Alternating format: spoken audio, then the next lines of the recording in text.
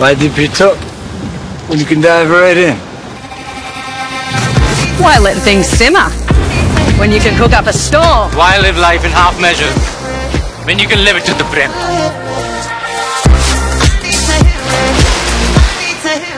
लातूरमध्ये काँग्रेस आणि भाजपामध्ये थेट लढत होते आहे, तर वंचित आघाडीने देखील आपली ताकद दाखवायला सुरुवात केलेली आहे आणि त्यामुळे इफेक्ट जो आहे तो या निवडणुकीवर लातूर शहर विधानसभा मतदारसंघामध्ये तिहेरी लढत होईल अशा प्रकारचं चित्र आहे. डॉक्टर अर्चनाताई पाटील चाकूरकर आपल्यासोबत आहे. ताई, कसा रिस्पॉन्स मिळतो आहे आणि काय मुद्दे घेऊन आपण लोकांसमोर जातो आहोत?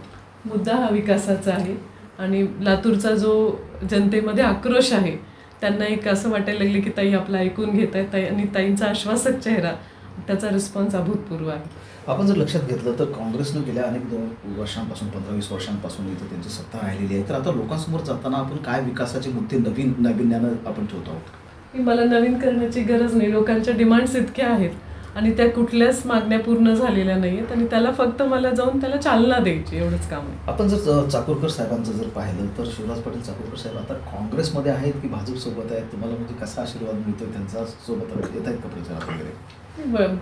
साहेबांचं आता एज 90 इयर्स आहे आणि एक मुलगी म्हणून, एक सून म्हणून जेवढा सपोर्ट असतो आपल्या प्रत्येकाच्या फॅमिलीत, त्यापेक्षाही जास्त सपोर्ट साहेबांचा आहे.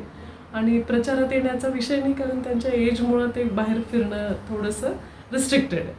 काँग्रेसकडनं एक आरोप केला जातो आहे की फॉर्म भरल्याच्या नंतर देखील कार्यालयामध्ये काही तुमच्या उमेदवारी अर्जामध्ये दुरुस्ती करण्यासाठी म्हणून काही लोक गेले वगैरे, काय काय तथ्य याच्यामध्ये असं? मला माझा फॉर्मच राहतो का नाही अशी काळजी वाटत होती, त्यामुळे आता आरोप झाले तर आश्चर्य वाटण्याची हे नाही आहे, कारण फॉर्मची वैधताच ठेवतील की नाही यांचे एक हातखंड आहे समोरच्या लोकांचा अर्ज अवैध करण्याचा. आणि कोण गेलं काय गेलं याच्या चर्चेवर मला त्याच्याबद्दल काही कल्पना नाही आहे. काय वाटतं, म्हणजे थेट लढत होते काँग्रेस आणि भाजपामध्ये? अगदी चित्र तसंच आहे ना, लातूरचं चित्र तसंच आहे आणि वंचितचा पण उमेदवार चांगला फाईट देतोय, त्यामुळे बघूया आता काय होतं. किती मतांनी विजय होईल वाटतं? एवढे कॅल्क्युलेशन पब्लिकच्या मनावर आपलं राज्य नाही आहे. पब्लिक स्वतः शहाणी आहे आणि हा लोकशाहीचा जागर आहे, याच्यामध्ये मतदान अतिशय सुज्ञपणे होणार आहे. मताचं आपण कॅल्क्युलेशन ह्याच्याकरता करू शकत नाही, कारण लोकांना दहशत आहे, त्यामुळे लोक ओपनली कदाचित बोलत नसतील तरीसुद्धा ट्रेंड हा भारतीय जनता पक्षाच्याच दिशेने आहे. लातूर शहर विधानसभेचं जर चित्र पाहिलं आपण तर पाण्याचं व्यवस्थापन, रोजगाराच्या संधी आणि कचरा व्यवस्थापन हा मुद्दा अनेक निवडणुकांपासून गाजतो आहे. यावर आपण कसा मार्ग काढू इच्छिता? कचरा व्यवस्थापन, कचरा नियोजन हा तर फार मोठा प्रश्न आहे. मला कालच एकाने सांगितलं की ताई लातूरचं शांघाय करतो म्हणून आम्हाला 15 वर्षापूर्वी सांगितलं होतं, पण लातूरचं वुहान केलं गेलं, जिथून कोविड व्हायरस तयार झाला होता. म्हणजे लोक इतके त्रस्त आहेत कचऱ्याने. कचरा नियोजन आणि व्यवस्थापन ही अतिशय एक मोठी स्किल्ड प्लॅन आहे आणि तो आपण सहजपणे त्याला कार्यरत करू शकतो. म्हणजे देशमुख आणि चाकूरकर यांच्यामध्ये थेट लढत होते.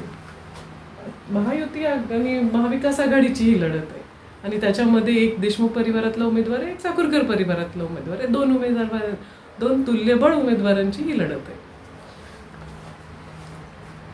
कॅमेरामन आतिशसह महेंद्र जोंधळे, TV9 मराठी, लातूर.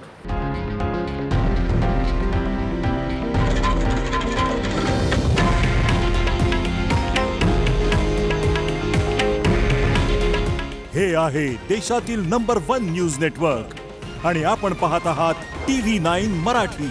काळजी तुमची, हित महाराष्ट्राचं.